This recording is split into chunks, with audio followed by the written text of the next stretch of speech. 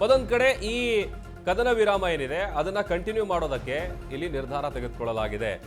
ಅಂದ್ರೆ ಕದನ ವಿರಾಮವನ್ನ ಅನಿರ್ದಿಷ್ಟಾವಧಿಗೆ ಮುಂದುವರಿಸುವಂತ ನಿರ್ಧಾರ ಇದು. ಭಾರತೀಯ ಸೇನೆಯಿಂದಲೇ ಇದಕ್ಕೆ ಸಂಬಂಧಪಟ್ಟಂತ ಅಧಿಕೃತ ಮಾಹಿತಿ ಹೊರಬಿದ್ದಿದೆ. ಎರಡೂ ದೇಶಗಳ ಡಿಜಿಎಂಒ ಮೀಟಿಂಗ್ ಕೂಡ ನಿಗದಿಯಾಗಿಲ್ಲ.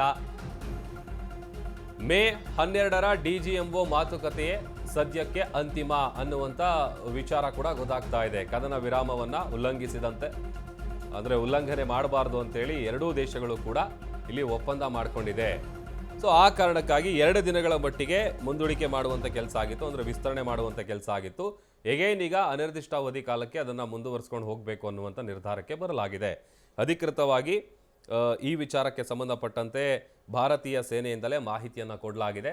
ಸೊ ಗಡಿಯಲ್ಲಿ ಶಾಂತಿ ಕಾಪಾಡಬೇಕು ಅನ್ನುವಂಥ ನಿಟ್ಟಿನಲ್ಲಿ ಉಭಯ ದೇಶಗಳು ಬಹುಶಃ ಈ ನಿರ್ಧಾರಕ್ಕೆ ಬಂದಿದೆ.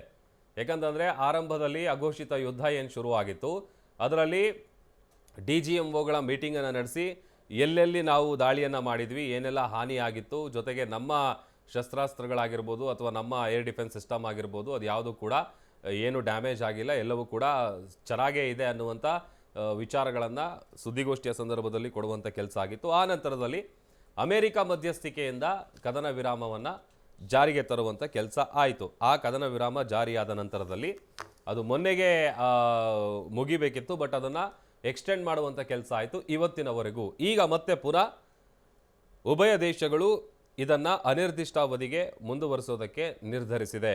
ಭಾರತೀಯ ಸೇನೆಯಿಂದ ಅಧಿಕೃತವಾಗಿ ಇದಕ್ಕೆ ಸಂಬಂಧಪಟ್ಟಂತ ಮಾಹಿತಿಯನ್ನು ಕೊಡಲಾಗಿದೆ. ಮತ್ತೊಂದು ಕಡೆ ಕಾಶ್ಮೀರದಲ್ಲಿ ಅಡಗಿರುವಂತಹ ಉಗ್ರರ ಸಂಹಾರಕ್ಕೆ ತಲಾಶ್ ಮುಂದುವರೆದಿದೆ. ಜಮ್ಮುವಿನ ಪೂಂಚ್ ಪ್ರದೇಶದ ಹಲವು ಸ್ಥಳಗಳಲ್ಲಿ ಹುಡುಕಾಟ ನಡೀತಾ ಇದೆ ಉಗ್ರರಿಗಾಗಿ. ಉಗ್ರರ ವಿರುದ್ಧ ಜಮ್ಮು ಕಾಶ್ಮೀರ ಪೊಲೀಸರು ಆಪರೇಷನ್ ನಡೆಸ್ತಾ ಇದ್ದಾರೆ.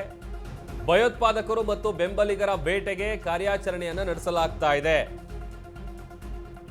ಜಮ್ಮು ಕಾಶ್ಮೀರದಲ್ಲಿ ಇನ್ನೂ ಕೂಡ ಉಗ್ರರು ಅಡಗಿರುವಂತ ಶಂಕೆ ಇದೆ. ಯಾರ್ಯಾರು ಅವರಿಗೆ ಸಹಕಾರ ಕೊಟ್ಟಿದ್ರು ಅಥವಾ ಯಾರಿಗೆ ಉಗ್ರರಿಗೆ ಯಾರು ಹೆಲ್ಪ್ ಮಾಡಿದ್ರು ಅಂಥವರ ಮೇಲೂ ಕೂಡ ದಾಳಿಯನ್ನು ನಡೆಸಿ ಅವರನ್ನು ವಶಕ್ಕೆ ಪಡೆದು ವಿಚಾರಿಸುವಂಥ ಕೆಲಸ ಕೂಡ ಆಗ್ತಾ ಇದೆ. ಯಾಕಂತಂದರೆ ಪಹಲ್ಗಾಮ್ ದಾಳಿ ಮಾಡೋದಕ್ಕೂ ಮುಂಚಿತವಾಗಿ ಅವರು ಬಂದು ಜಮ್ಮು ಕಾಶ್ಮೀರದ ಒಂದಷ್ಟು ಜಾಗಗಳನ್ನು ಚೂಸ್ ಮಾಡಿರ್ತಾರೆ. ಸೊ ಅಲ್ಲಿ ಎಲ್ಲಿ ಜನದಟ್ಟಣೆ ಇರುತ್ತೆ, ಯಾವ ಜಾಗದಲ್ಲಿ ಯಾವ ಸೆಕ್ಯೂರಿಟಿ ಇರಲ್ಲ, ಅದನ್ನು ಚೂಸ್ ಮಾಡಿಕೊಂಡು ಅವರು ಬೈಸರನ್ ವ್ಯಾಲಿನ ಸೆಲೆಕ್ಟ್ ಮಾಡಿಕೊಂಡು ಅಲ್ಲಿ ದಾಳಿಯನ್ನು ಮಾಡೋದಕ್ಕೆ ಮುಂಚಿತವಾಗಿ 1 ವಾರದ ಮುಂಚಿತವಾಗಿಯೇ ಅವರಲ್ಲಿ ಬಂದು ಓಡಾಡಿ ಒಂದಷ್ಟು ಫೋಟೋಗಳನ್ನೆಲ್ಲ ತೆಗೆದುಕೊಂಡು ಸದ್ಯ ಆ ದಾಳಿಯನ್ನು ಅವರು ನಡೆಸಿರ್ತಾರೆ. ಸೊ ಆ ಕಾರಣಕ್ಕಾಗಿ ಇನ್ನೂ ಕೂಡ ಜಮ್ಮು ಕಾಶ್ಮೀರ ಪ್ರದೇಶದಲ್ಲಿ ಉಗ್ರರು ಅಡಗಿರುವಂಥ ಶಂಕೆಯ ಹಿನ್ನೆಲೆ ಅವರನ್ನು ಹುಡುಕಾಟ ನಡೆಸುವಂಥ ಕೆಲಸ ನಿರಂತರವಾಗಿ ಮುಂದುವರೆದಿದೆ. ಪೊಲೀಸರು, ಜಮ್ಮು ಕಾಶ್ಮೀರದ ಪೊಲೀಸರು ಹಾಗೆಯೇ ಸೇನೆಯಿಂದ ಜಂಟಿ ಕಾರ್ಯಾಚರಣೆ ನಡೀತಾ ಇದೆ. ಉಗ್ರರನ್ನು ಹುಡುಕಿ ಫಿನಿಶ್ ಮಾಡುವಂಥ ಕೆಲಸವನ್ನು ಭಾರತೀಯ ಸೇನೆ ಮಾಡ್ತಾ ಇದೆ. ಈಗ ಆಲ್ರೆಡಿ ಹಿಟ್ ಲಿಸ್ಟ್ನ ಪ್ರಕಾರ ಸುಮಾರು 7-8 ಮಂದಿ ಉಗ್ರರನ್ನು ಉಡೀಸ್ ಮಾಡುವಂಥ ಕೆಲಸ ಆಗಿದೆ. ಅದೊಂದು ಕಡೆ ಪಾಕ್ ಬೆಂಬಲಿಸಿದ್ದಂಥ ಟರ್ಕಿಗೆ ಭಾರತದಿಂದ ಮಾಸ್ಟರ್ ಸ್ಟ್ರೋಕ್ ಮುಂದುವರೆದಿದೆ. ಭಾರತದ 3 ವಿವಿಗಳು ಟರ್ಕಿಗೆ ಬಿಗ್ ಶಾಕ್ ಅನ್ನ ಕೊಟ್ಟಿದೆ. ಅಂದ್ರೆ ಈ ಟರ್ಕಿ ಜೊತೆ ಮಾಡ್ಕೊಂಡಂತ ಒಪ್ಪಂದ ಏನಿರುತ್ತೆ ಅದನ್ನ ರದ್ದುಗೊಳಿಸುವಂತ ಕೆಲಸ ಆಗಿದೆ. 3 ವಿಶ್ವವಿದ್ಯಾಲಯಗಳು ಆ ಒಪ್ಪಂದಗಳನ್ನ ಶೈಕ್ಷಣಿಕ ವಿಚಾರಕ್ಕೆ ಸಂಬಂಧಪಟ್ಟಂತ ಒಪ್ಪಂದ ರದ್ದು ಮಾಡಿದೆ. IIT ಮುಂಬೈ, ಜಾಮಿಯಾ ಮತ್ತು JNU ವಿಶ್ವವಿದ್ಯಾಲಯಗಳು ಈ 3 ವಿವಿಗಳಿಂದ ಟರ್ಕಿ ಜೊತೆಗಿನ ಒಪ್ಪಂದ ಏನಿದೆ ಅದನ್ನು ರದ್ದು ಮಾಡುವಂಥ ಕೆಲಸ ಆಗಿದೆ. IIT ಮುಂಬೈ, ಜಾಮಿಯಾ, JNU ಆ ಒಪ್ಪಂದವನ್ನು ರದ್ದುಗೊಳಿಸಿದೆ. ಇದು ಪಾಕಿಸ್ತಾನವನ್ನು ಬೆಂಬಲಿಸಿದ್ದಂಥ ಟರ್ಕಿಗೆ ಮತ್ತೊಂದು ಶಾಕ್. ಈಗ ಆಲ್ರೆಡಿ ಬಾಯ್ಕಾಟ್ ಟರ್ಕಿ ಅಂತೇಳಿ ಟರ್ಕಿಯ ವಿರುದ್ಧ ಅನೇಕ ಅಭಿಯಾನಗಳು ಕೂಡ ನಡೀತಾ ಇದೆ. ಪ್ರತಿದಿನವೂ ಒಂದಲ್ಲ ಒಂದು ವಿಚಾರ. ಸೊ ಈಗ ಆ ಸಾಲಿಗೆ 3 ವಿವಿಗಳು ಸೇರ್ಪಡೆಯಾಗಿದೆ.